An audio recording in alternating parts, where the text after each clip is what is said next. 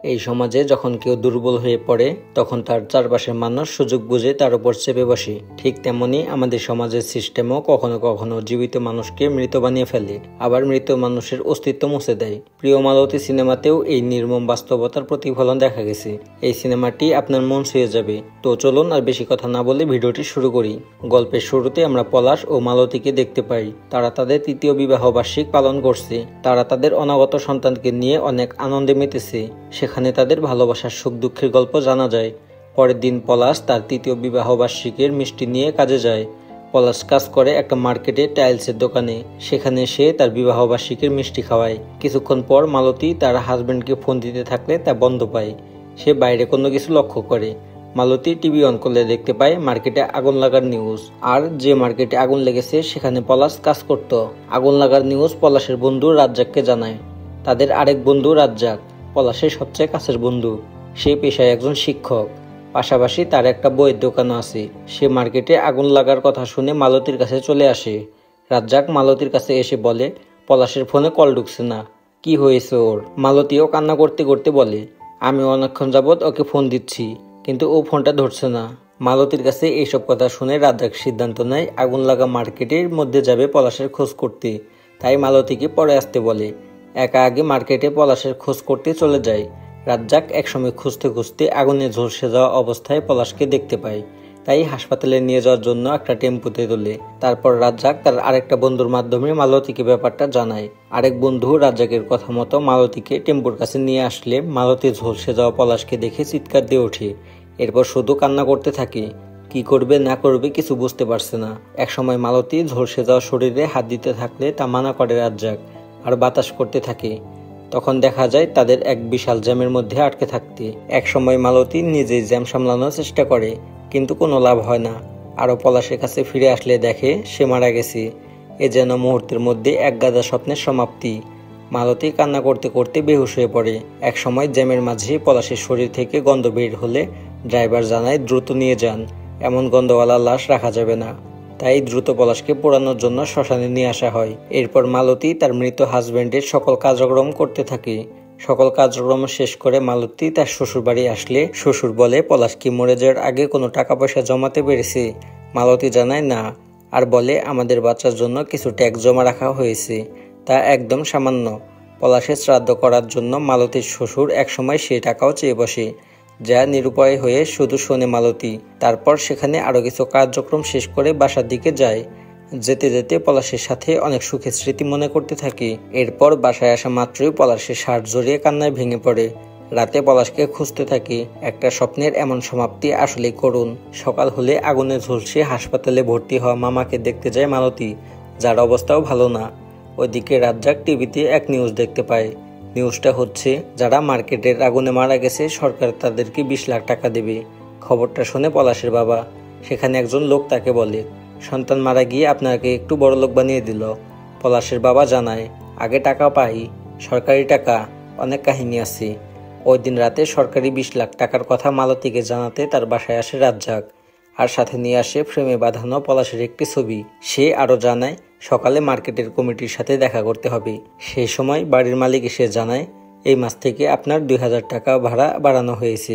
মানে টাকা না আসতেই টাকার প্রতি এক একজনের এক এক লোভ। টাকা বাড়ানো নিয়ে মালতী অনেক কথা বললেও কোনো লাভ হয় না। পরের দিন সকালে রাজ্জাক এবং মালতী মার্কেটের কমিটির সাথে দেখা করতে গেলে মার্কেটের কমিটির লিস্ট দেখে বলে এখানে পলাশ কুমার দাস বলে কেউ নেই। তখন মালতী জানায় এই মার্কেটে আমার হাজব্যান্ড চাকরি করত, আগুন লাগার সময় সে মার্কেটেই ছিল, লিস্টের নাম নেই, এটা আপনাদের ভুল। মার্কেট কমিটি এরপর বলে যদি আপনার হাজব্যান্ড আগুনে পুড়ে মারা যায় তাহলে পোস্টমর্টেম রিপোর্ট আর ডেথ সার্টিফিকেট নিয়ে আসেন। মালতী জানায় আমরা হাসপাতালে নিয়ে যাচ্ছিলাম, কিন্তু জ্যামের জন্য নিয়ে যেতে পারিনি, আর লাশ থেকে গন্ধ বের হলে দ্রুত পোড়ানো হয়েছে, সেজন্য ডেথ সার্টিফিকেটও নেই। এসব শুনে কমিটির লোক জানায় তাহলে কাগজপাতি নিয়ে আসেন, খালি হাতে এসে কোনো লাভ হবে না। মালতী জানায় কাগজপত্র নেই বলে যে আমার স্বামী মারা যায়নি এই কথা তো আর মিথ্যা হয়ে যেতে পারে না। মালতীর কাছে এসব শুনে কমিটির লোক মার্কেট সেক্রেটারির কাছে যেতে বলে। মালতী এবং রাজ্জাক এরপর উপরতলায় মার্কেট সেক্রেটারির কাছে যায়। আর গেলে পলাশ যে দোকানে কাজ করতো তার ঠিকানা দিলে সেক্রেটারি চিনতে পারে। কিন্তু এরপর সেও ডেড বডি সার্টিফিকেট চায়, পোস্টমর্টেমের রিপোর্ট চায় এবং আরতি জানায় আমরা হিন্দু আর ডেথ সার্টিফিকেট নেওয়ার সময় হয়নি। সেক্রেটারি জানায় ওসব ছাড়া কিছুই হবে না, তাই যান আগে ম্যানেজ করেন। তখন রাজ্জাক বলে টাকা পাওয়াটা অধিকার। সেক্রেটারি সেটা নিয়েও কথা শোনায়। এরপর সেক্রেটারির কাছ থেকে বের হয়ে পলাশ যেখানে কাজ করত সেই মালিকের ঠিকানা বের করতে রাজ্জাককে বলে। রাজ্জাক তা নিয়ে এসে মালতীকে দেয় আর জানায় তার অবস্থা ভালো না, বেশি ঝলসে গেছে, এমন আগুন লাগলেও চারদিকে কেউ বেঁচে নেই। মালতী মার্কেট কমিটি থেকে বাসায় আসতে দেখে তার শ্বশুর এসেছে আর এসে খেতে খেতে বলে, কি সার্টিফিকেট লাগবে না লাগবে সেটা তোমাদের ব্যাপার, ওই 20 লাখ টাকা এখন আমার সব কি লাগবে না? হ্যাঁ, তোমরাই ভালো বুঝবা, তোমার অনাগত বাচ্চারাও তো ভবিষ্যৎ আছে। মালতী সবকিছু চুপচাপ শুনতে থাকে। এরপর পলাশের বাবা মালতীর কাছ থেকে চলে যায় রাজ্জাকের কাছে। সেখানে গিয়ে বলে, আমাদের অবস্থা কিন্তু ভালো না, টাকা না পেলে আমরা চলবো কেমনে? মালতী আর তার বাচ্চাই কেমনে চলবে? রাজ্জাক জানায় বিষয়টা দেখছি। তখন পলাশের বাবা অনেকটা রাগান্বিত অবস্থায় বলে, ঘটনার দিন তো কিছুই করতে পারলেন না, কাগজপত্র ছাড়া কি লিস্টে নাম উঠানো যাবে? যাই করো আর তাই করো, টাকা দ্রুত তোলার ব্যবস্থা করো। পলাশ যে দোকানে কাজ করতো সেই দোকানের মালিকের বউয়ের কাছে আসে মালতী। এসে সে জানায়, আমি কোনোভাবে বোঝাতে পারছি না পলাশ সেখানে ছিল। এরপর মার্কেট কমিটির সেক্রেটারি নাম্বার দিয়ে ফোন করতে বলে। অন্যদিকে রাজ্জাককে অনেক কথা শুনতে হয়। স্কুল ফেলে এভাবে মালতীর কাজে হেল্প করার জন্য রাজ্জাকও চুপচাপ সব শুনে শুনে যেতে থাকে। তো ওই দিন মালতী আবার সেক্রেটারির সাথে দেখা করতে আসলে কিতাব নামে একজন তার কাছে আসে। এসে বিভিন্ন আলাপচারিতা করতে থাকে, কিন্তু তাকে পাত্তা দেয় না মালতী। এরপর মালতী আবার সেক্রেটারির কাছে আসলে সেক্রেটারি জিজ্ঞাসা করে, কাগজপত্র কি সব এনেছেন? মালতী বলে, আপনাকে কেউ কি ফোন দিয়েছিল? সেক্রেটারি জানায়, ফোন দিয়ে লাভ নেই, কাগজপত্র ছাড়া কিচ্ছু হবে না, এই বলে চলে যায়। তো মালতী সেক্রেটারি রুম থেকে নিচে নামতে থাকলে কিতাব নামের ওই লোকটি আবার হাজির হয়। এসে একটা দলিল দিয়ে বলে, আপনার স্বামী পলাশ দাস আমার থেকে টাকা নিয়েছিল। মালতী কাগজপত্র ঘেটে বলে, আমার স্বামী এই ব্যাপারে আমাকে কিছুই জানায়নি, আর আপনি বললেই কি আমি বিশ্বাস করব? কিতাব জানায় সবকিছু কাগজপত্রে লেখা আছে। এরপর মালতীর বাসার দিকে আসলে ঠিকানা চেনার জন্য কিতাবও পিছু পিছু আসতে থাকে, যেখানে মালতী অনেকটা বিরক্তি দেখায়। তো টাকা নেওয়ার কাগজপত্র নিয়ে মালতী রাজ্জাকের কাছে আসে আর বলে পলাশ নাকি সুদে 5 লাখ টাকা নিয়েছে আর 2 লাখ টাকা ফেরত দিয়েছে। রাজ্জাক কাগজপত্রগুলো চুপচাপ দেখতে থাকে। এরপর মালতী টাকা নেওয়ার ব্যাপারটা তার শ্বশুরকে জানালে শ্বশুর বলে, আমি এসব ব্যাপারে কিছুই জানি না। এবার রাগ দেখায় মালতী। এক সময় সেখানে অসুস্থ হয়ে পড়লে তাকে হাসপাতালে নেয় রাজ্জাক। ডাক্তার জানায় শরীরের লোহিত রক্তের পরিমাণ কম, এটা কম থাকলে বাচ্চার গ্রোথ সমস্যা হবে, ঝুঁকি থাকে মায়েরও। হাসপাতাল থেকে ফেরার পথে মালতীকে কিতাব ফোন দিয়ে আবার টাকা চাইতে থাকে। মালতী কথা না বলে কেটে দিয়ে রাজ্জাককে জিজ্ঞেস করে টাকার ব্যাপারে সে কিছু জানে কিনা। রাজ্জাক জানায় সে কিছু জানে না। এবার কিতাবের ঠিকানা অনুযায়ী তার সাথে দেখা করতে আসে রাজ্জাক। এসে সে জানায় পলাশের কাছ থেকে সে যে 3 লাখ টাকা পায় যেন আর মালতীর কাছ থেকে না চায়, কারণ সেই সব টাকা দেবে কিতাব। জানায় ঠিক আছে, আর জিজ্ঞাসা করে তো টাকা নিয়ে আসছেন? চুপ হয়ে যায় রাজ্জাক আর বলে, পলাশ যেভাবে কিস্তির মাধ্যমে টাকা পরিশোধ করেছে আমিও সেভাবেই করব। কিতাব জানায় এখন আর কিস্তি হবে না, টাকা আমার একসাথেই লাগবে, সেটা আপনি দেন আর মালতী। রাজ্জাক বলে, পলাশ এখন আমাদের মাঝে নেই, আর একসাথে এত টাকা ব্যবস্থা করা পরিস্থিতিও এখন আমাদের নেই। তখন কিতাব জাল কাগজপত্র করার বুদ্ধি দেয় রাজ্জাককে। রাজ্জাক ব্যাপারটা নিয়ে মালতীর কাছে গেলে মালতী ব্যাপারটা আগেই জানতে পারে, কারণ কিতাব তাকে ফোন করে সব বলেছে। তখন রাজ্জাক জানায় পলাশ কিতাবের থেকে 5 লাখ টাকা ঋণ নিয়ে তাকে দিয়েছিল, আর সেই টাকা দিয়েই বইয়ের দোকান দিয়েছে। ব্যাপারটা দুজনের মধ্যে গোপন ছিল বলে কেউ জানতো না। মালতী বলে, তাই বলে ব্যাপারটা আমাকে জানাবে না? যাই হোক, এখন কেমনে কিতাবের থেকে মুক্তি মিলবে সেই চিন্তা করো। রাজ্জাক জানায়, কিতাবের সাথে আমার কথা হয়েছে, তার মার্কেট কমিটিতে লোক আছে, সে সবকিছুর ব্যবস্থা করে দেবে, শুধু এজন্য 2 লাখ টাকা দিতে হবে। অনেকটা বিব্রত আর রাগী হয়ে মালতী বলে, তাহলে কি এখন জাল নোট দিয়ে প্রমাণ করতে হবে আমার স্বামী ওই আগুনে পুড়ে মরেছে? চুপচাপ থাকে রাজ্জাক, আর এই চুপচাপ থাকার কারণে আরেকবার কথা শোনায় মালতী।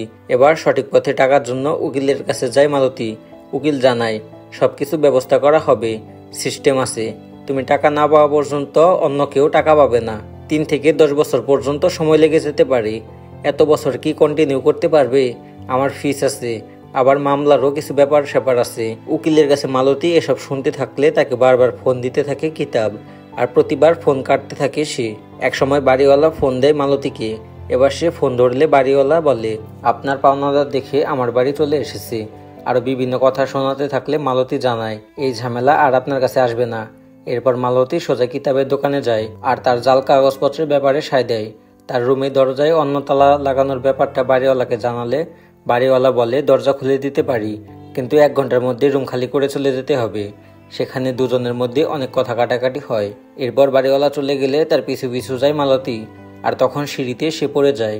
এরপর ব্যথায় চিৎকার দিয়ে উঠলে বাড়িওয়ালা তাকে নিয়ে হাসপাতালে যায়। মালতীর ভয়ঙ্কর অবস্থা শুনে রাজ্জাক হাসপাতালে চলে আসে।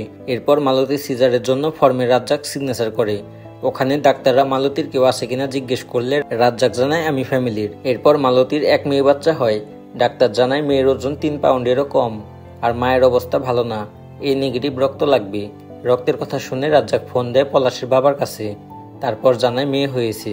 যখন এ নেগেটিভ রক্তের কথা বলে তখন পলাশের বাবা ঘুরিয়ে টাকার কি অবস্থা সেই দিকে নিয়ে যায়। মানুষের টাকার উপর এত লোভ যে এই মুহূর্তেও সে টাকা নিয়ে পড়ে আছে। এবার বাচ্চা মালতীর কাছে রাখলে মালতী রাজ্জাককে জিজ্ঞেস করে বাচ্চা কার মতো হয়েছে, তোমার বন্ধুর মতো নাকি আমার মতো? রাজ্জাক জানায় তোমার মতো। মালতী আরও বলতে থাকে এখান থেকে বের হয়ে আমার মেয়েকে নিয়ে আমি অনেক দূরে চলে যাব। রাজ্জাক জানায় তোমার এখন একটাই কাজ, এই বাচ্চাটাকে বড় করা, আর তোমার হাতে পলাশে টাকা তো আছেই। মালতী জানায় ওই টাকা আমার আর লাগবে না, ওরা সত্যকে মিথ্যা বানালো, আবার 2 নম্বর পথে টাকা নিতে হলো, এই টাকা আমার আর চাই না। মালতী আরও বলতে থাকে ওটির মধ্যে যখন আমার জ্ঞান চলে যায় তখন আমি একটা স্বপ্ন দেখেছি, আমি আর আমার মেয়ে শহর থেকে অনেক দূরে একটি নদীর ধারে, সেখানে অনেক আলো বাতাস, মানুষগুলো শুদ্ধ। এসব স্বপ্ন না হয়ে যদি বাস্তব হতো। এ বললে কান্না করতে থাকে মালতী। তো রাজ্জাক হাসপাতাল থেকে স্কুলে এসে দেখে তার জায়গায় অন্য কেউ এসেছে আর তাকে ছাঁটাই করা হয়েছে। রাজ্জাক আবার হাসপাতালে ফিরে আসলে দেখে মালতীর অবস্থা খুবই খারাপ। ডাক্তার তাকে জানায় মালতীকে জরুরি অবস্থায় আইসিইউতে শিফট করতে হবে, কিন্তু তাদের হাসপাতালে ফাঁকা নেই। রাজ্জাক তার আরেক বন্ধুকে আইসিইউ ম্যানেজ করার জন্য ফোন দিতে থাকে। অন্য বন্ধু জানায় সরোবর্দী মেডিকেল আইসিইউ বেড পাওয়া গেছে। এবার মালতীকে দ্রুত অন্য হাসপাতালে নিয়ে যাওয়ার সময় জ্যামে আটকা পড়ে রাজ্জাক। অ্যাম্বুলেন্স থেকে নেমেও রাস্তা ফাঁকা করতে পারে না। ফলাফলে অ্যাম্বুলেন্সে মারা যায় মালতী, আর বাচ্চাটাকে রাজ্জাক নিয়ে যায়। কয়েক বছর পর মালতীর মেয়ে বড় হয়, আর তাকে দেখা যায় শহর থেকে অনেক দূরে এক নদীর ধারে আলো বাতাসের মাঝে খেলতে। মালতীর স্বপ্ন বাস্তবায়ন করতে রাজ্জাক মালতীর মেয়েকে নিয়ে এত দূর পথ পাড়ি দিয়েছে, আর এখানে শেষ হয়ে যায় প্রিয় মালতী। তো এই সিনেমাটি আপনার কাছে কেমন লাগলো তা কমেন্টে অবশ্যই জানাবেন। ভিডিওটি ভালো লাগলে লাইক করবেন, আর চ্যানেলে নতুন হয়ে থাকলে প্লিজ সাবস্ক্রাইব করবেন।